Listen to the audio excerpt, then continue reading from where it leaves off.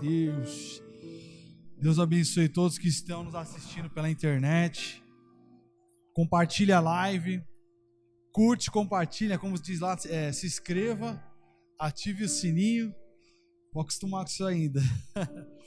Irmãos, olha, foi uma bênção esse período. Nós ficamos aqui uns 45 minutos orando. E a palavra do Senhor fala que quanto mais oração, mais poder. E poder está muito ligado a essa ideia da comunhão com Deus, né? O autor do poder, o detentor do poder. E Deus, Ele é um Deus que não retém, mas Ele compartilha com todos nós aquilo que Ele tem. A essência dele é essa, o compartilhar. E sobre isso que eu queria conversar um pouco com vocês aqui hoje, nesse nosso período de oração, nesse nosso período de agradecimento. A temática para 2022 dada pelo Bispo Irineu para a região sudeste é gratidão. Então, no ano de 2022, nós vamos falar muito sobre gratidão. Esse ano de 2021, o tema foi ser e fazer discípulos. E agora nós vamos entrar num novo ano, continuando a fazer discípulos, porém, nós vamos adotar essa prática da gratidão. Eu lembro que quando eu era integrante de um grupo de jovens, há alguns anos atrás, a minha líder era a Shirley, irmã Shirley, ela está para lá de Araçariguama agora, está no interior de São Paulo. Eu tinha compartilhado com ela a live, não sei se ela viu. Glória a Deus, pastora Michele Coutinho está conosco. O Dan Clay está conosco, Deus abençoe. E aí a Shirley fez um desafio com os jovens, irmã Denise. Ela pegou e falou assim, nós vamos ficar 45 dias sem murmurar, sem reclamar. Ela falou, mas não pode dar mancada. Se você der mancada, você tem que voltar do zero. No final das contas, ela foi a única que foi até o final. 45 dias. E a situação era assim. A pessoa estava ali, glória a Deus, seguindo a rotina. Acontecia um problema, dava um imprevisto. E aí ela murmurava, aí depois se lembrava, falava, poxa, eu estava fazendo um propósito, agora eu tenho que voltar ele do zero. Então, quando a gente fala sobre gratidão, meu irmão, ela vai nesse sentido de você não murmurar, não reclamar, e de ser grato, olhar os pontos bons da vida, olhar as coisas boas à sua volta. E quando você tem essa perspectiva, quando você adota para si esse ângulo de visão, você deixa de ser centralizador, no sentido de olhar só para o problema. E você começa a ver o contexto da situação, você começa a ver o contexto da sua vida.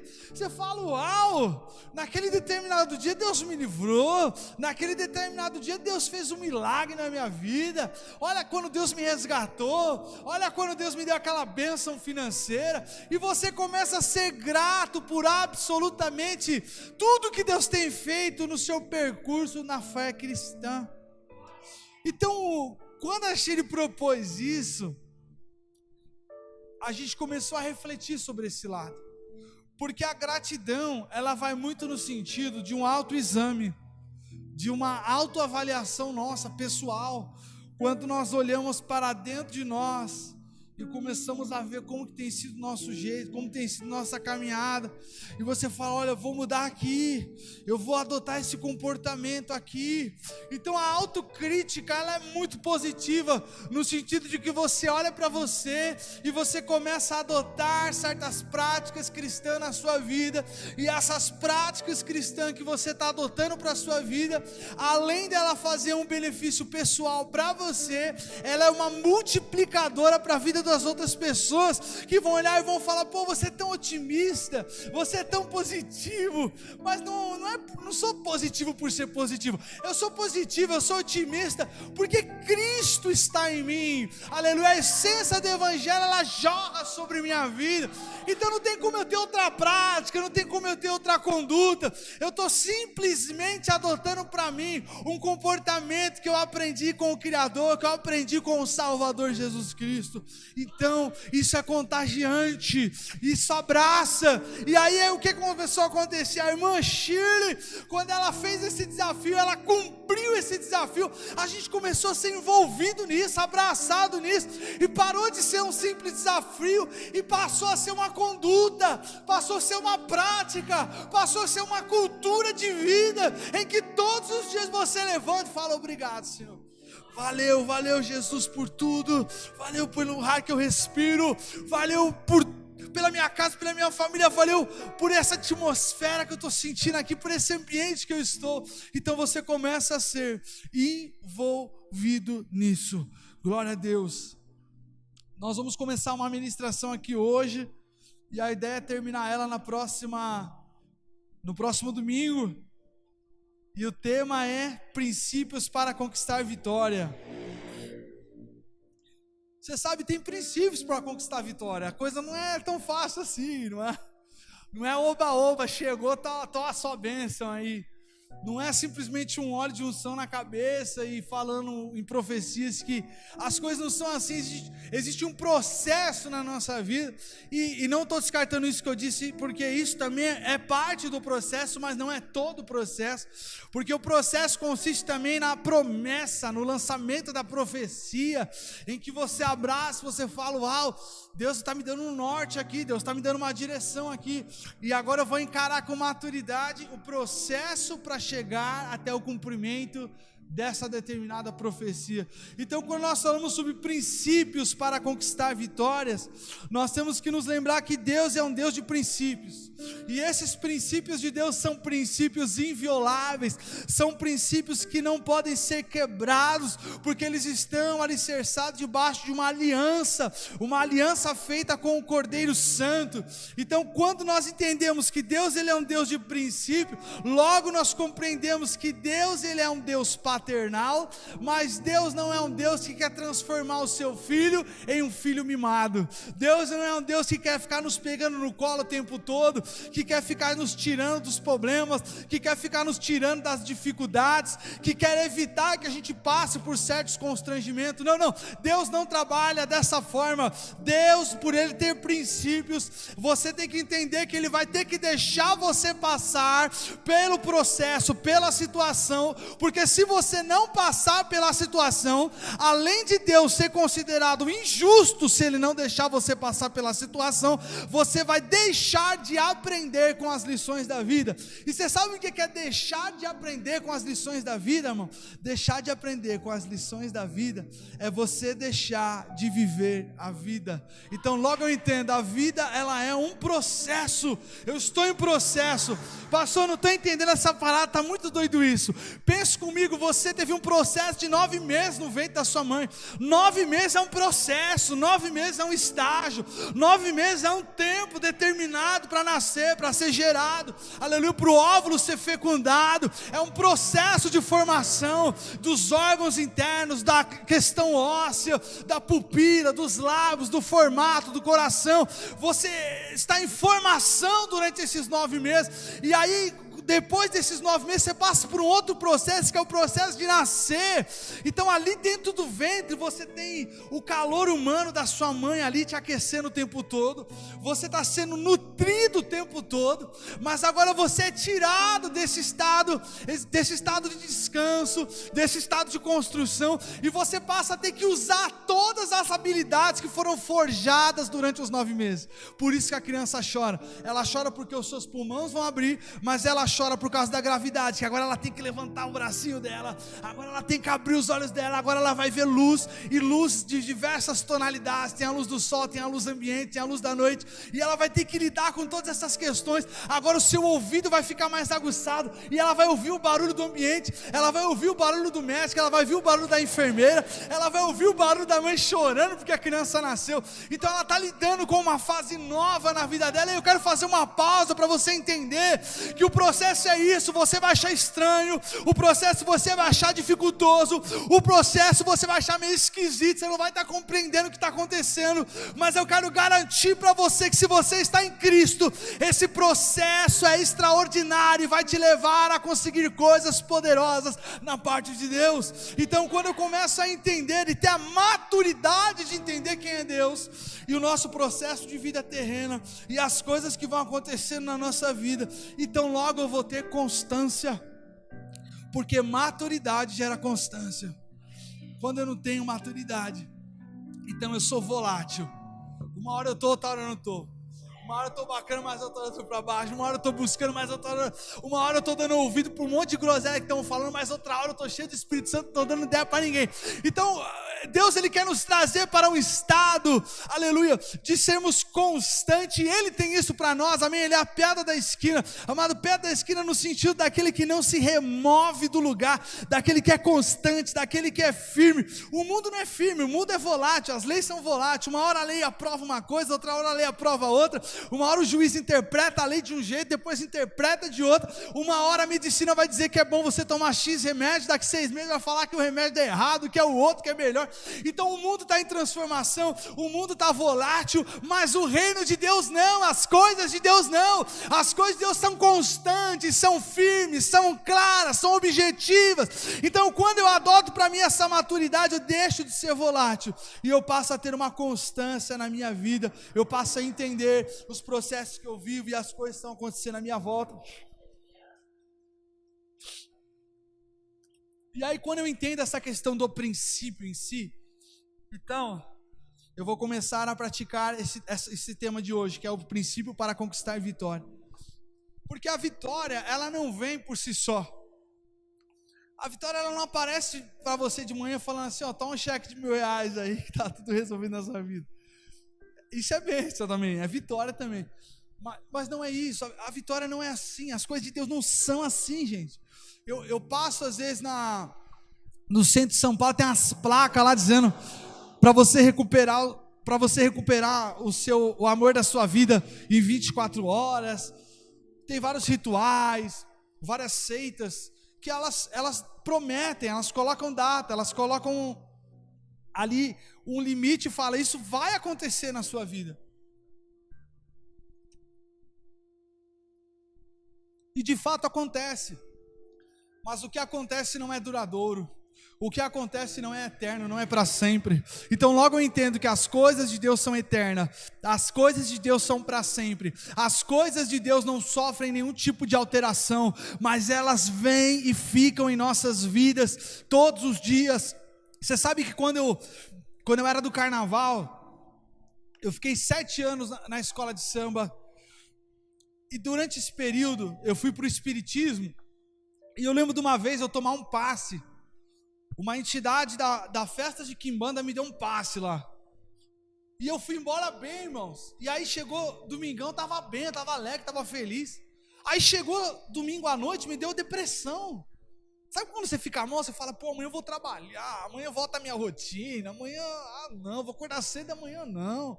E aí segunda-feira eu fiquei ruim. E é isso que eu quero que você entenda, as coisas que são do adversário, as coisas que são do diabo e seus adeptos, elas não são constantes, elas são por um leve tempo na nossa vida, porque o diabo não tem essa capacidade de introduzir bênção sobre nós. Agora Deus, ele tem bênção, e a bênção dele é para sempre. Ele não é homem para que minta, nem filho do homem para que se arrependa. Então a vitória, quando eu conquisto uma vitória na parte de Deus, eu tenho que entender que isso não se trata de uma vitória momentânea.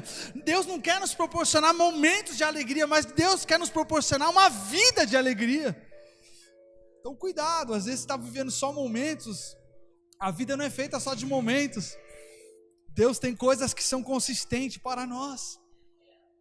Então, os princípios para conquistar a vitória: primeiro, organizar-se e estruturar-se. Eu preciso ter organização, eu preciso ter uma estrutura. Sabe, não adianta ficar só pedindo por pedir. Não adianta eu falar assim: Senhor, eu quero dirigir um carro, eu quero dirigir um Camaro, mas eu não estou indo na autoescola, eu não estou, me esforçando para pagar a matrícula e fazer as aulas para tirar a carta de motorista. Como é que eu estou pedindo algo, sendo que eu não estou correndo atrás do outro lado? Então, amado, Deus, Ele vai em conjunto com as nossas ações. Para você entender mais profundamente isso, na realidade o impulso de ação que nós tomamos é movido por uma reação. Em outras palavras, a ação quem toma é Deus, e nós só refletimos uma reação pela ação que Deus tomou. Deus vai abrir o caminho, Deus vai abrir a porta, Deus vai, traz motivo, traz motivação. Você fala: eu vou para cima, eu vou fazer acontecer. Então isso é uma reação que você está tendo sobre uma ação que Deus moveu no céu, sobre a minha, sobre a sua vida, para que nós possamos caminhar e trilhar. Então, amado, quando nós não estamos vivendo isso, quando nós estamos achando que as coisas vão cair do céu, com certeza nós passaremos por frustração do evangelho. E aí vem aquela frase, né? Deus não fez na minha vida, esse negócio aqui que eu orei tanto não aconteceu na minha vida. Mas não aconteceu porque não teve iniciativa da minha parte, não aconteceu porque eu não me posicionei, não aconteceu porque eu não corri atrás, eu fiquei sentado esperando uma luz divina aparecer. Amado, eu quero que você entenda que nós temos responsabilidade com esse evangelho. Então não basta só pedir, não basta só ficar gritando que as coisas aconteçam. Não é assim que funciona. Aleluia. Quando Josué entrou, quando ele atravessou o mar e ele entrou nas províncias, ali nas proximidades de Jericó, aleluia, ele não falou: uau, tomamos a terra, glória a Deus, aleluia. Não, Deus falou para ele: você vai ter que dar 7 voltas. Amados, na real não precisava dar 7 voltas, mas o sentido que Deus estava querendo trazer ali era um sentido de obediência e constância. Quando você é obediente e constante naquela obediência que você está perante o Senhor, Ele te honra. O que Deus quis fazer com o povo é que o povo pudesse entender que eles tinham que estar debaixo de obediência. Então, quando eles bradaram em alta voz, os muros caíram. E os muros não caíram porque eles bradaram em alta voz, mas os muros caíram pela manifestação através da obediência. Quando eu sou obediente, eu manifesto o reino. Quando eu sou obediente, eu manifesto a glória de Deus, que eu estou em submissão à autoridade dele, eu reconheço a autoridade dele. E mais do que isso, eu sei que o que ele tem para mim é muito melhor. Então há um espírito de confiança, há um sentimento de confiança na presença de Deus. Então organizar-se, estruturar-se faz parte desse contexto. Eu preciso organizar minha vida. Como está a minha vida? Os milagres não têm acontecido, a bênção não tem vindo. Por que a bênção não está vindo? Por que eu não estou vendo milagre? Por que eu não estou vendo as coisas acontecerem? Meus irmãos contam tanto milagre e eu não estou contando milagre nenhum.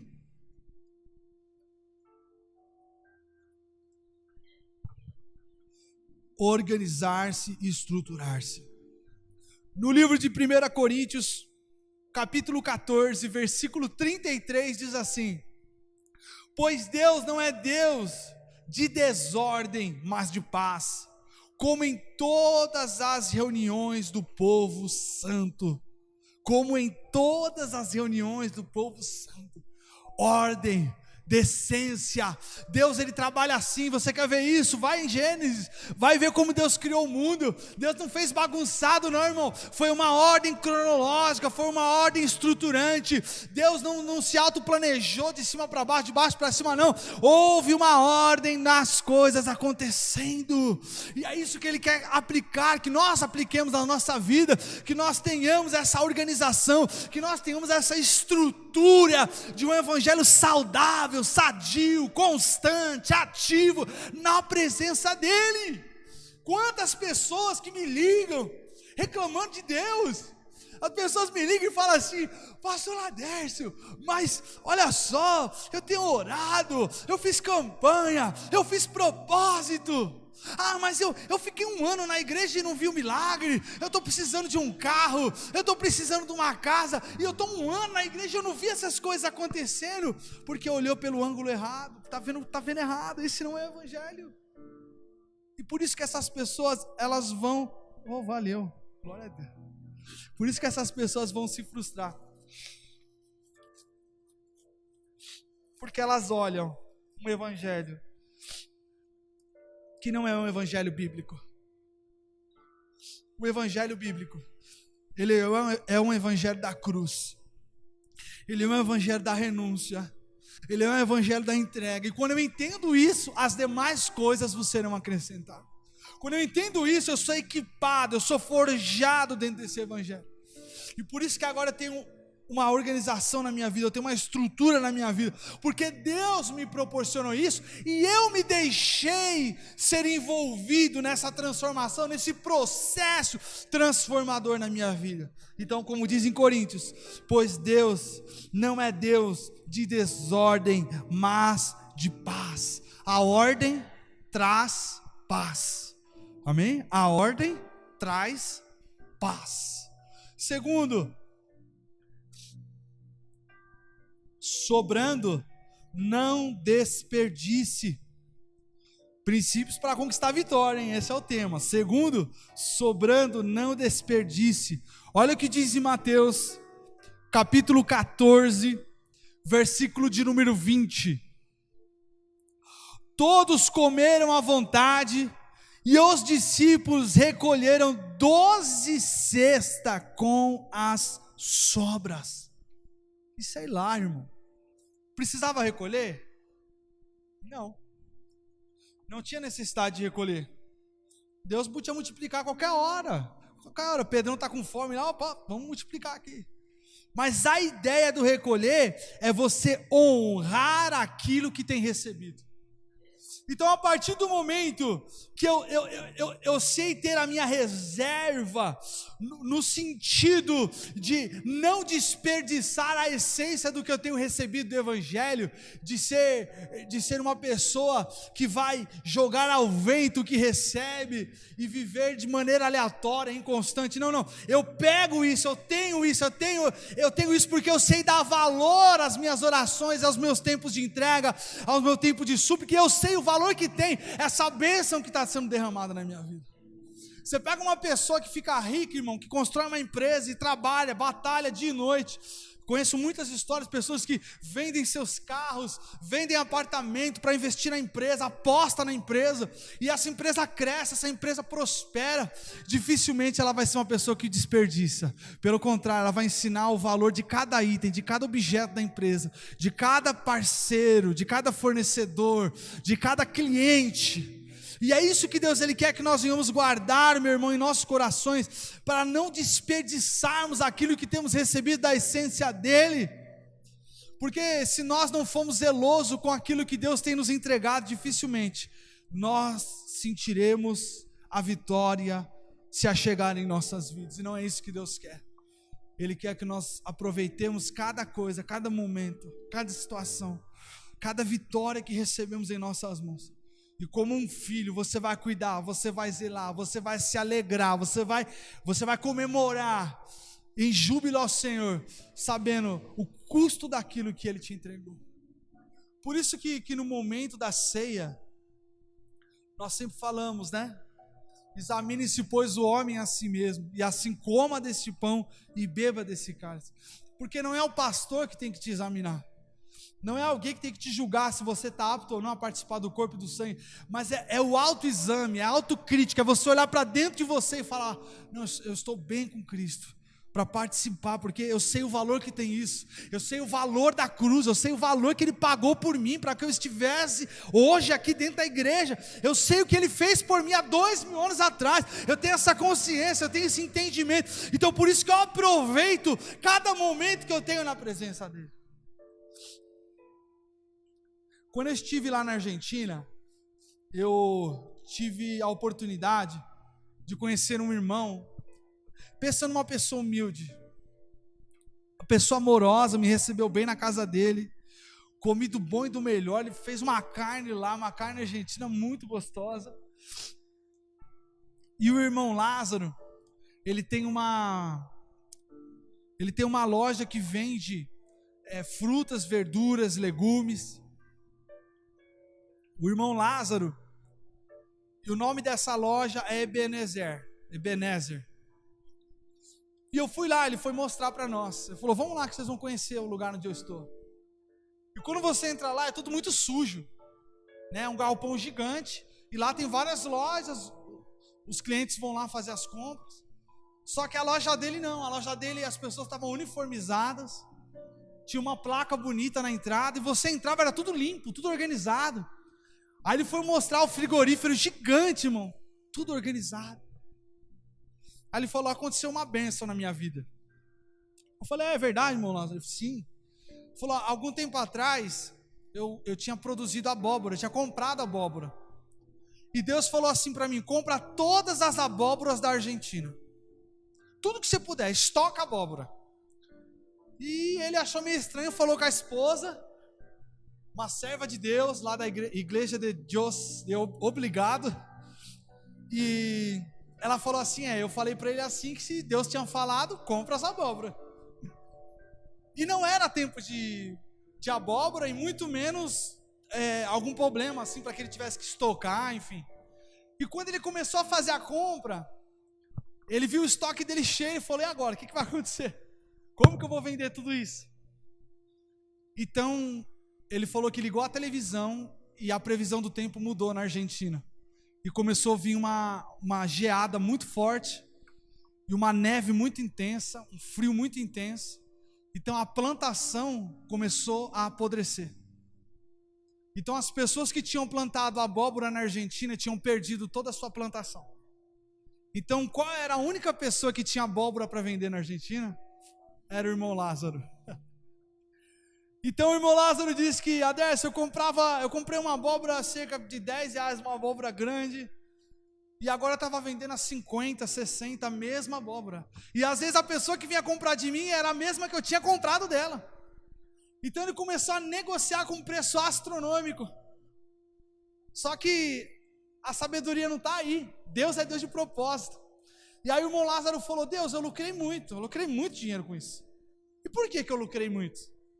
E aí Deus falou para ele, você vai construir um apartamento para receber missionários. Você vai construir um prédio com vários apartamentos e vai receber missionários.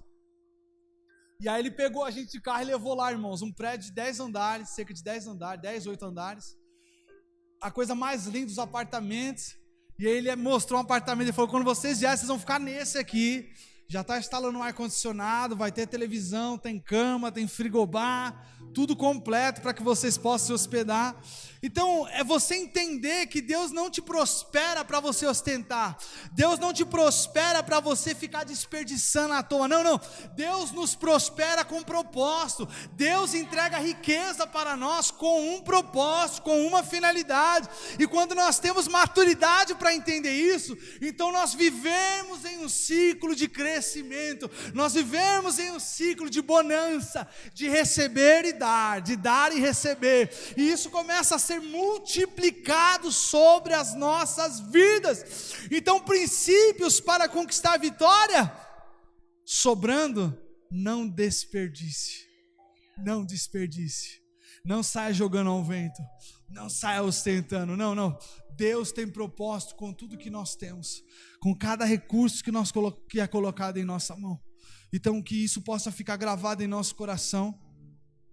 Nós vamos terminar essa mensagem no próximo domingo, falando sobre vitória, porque eu quero profetizar sobre cada um que está aqui presente, sobre nossas vidas aqui presentes, sobre quem está online nos assistindo, que haverá uma chuva de vitória. Amado, eu não estou falando de um momento, de uma vitóriazinha que você vai receber, vai ficar por alguns dias alegres, não. Estou falando de uma chuva de vitória. Você vai andar para um lado e você vai ver vitória, você vai andar para o outro, você vai ver vitória, você vai ver as coisas acontecendo. Você vai falar, poxa, antes eu ficava me torturando, antes eu ficava orando tanto, as coisas não aconteciam. Deus vai começar a fluir, amado, mas entenda, aleluia, por isso que eu estou trazendo essa mensagem. Essas coisas vêm com o propósito de Deus. Então seja maduro para entender que quando você receber, é para o nome do Senhor ser glorificado. Seja a porta do emprego que você precisa, aleluia, seja papéis na justiça que você aguarda. Deus move as coisas para que você possa multiplicar a bênção que Ele tem entregado para você, aleluia. Oh Santo Deus, vamos orar, vamos agradecer ao Senhor. Glória a Deus.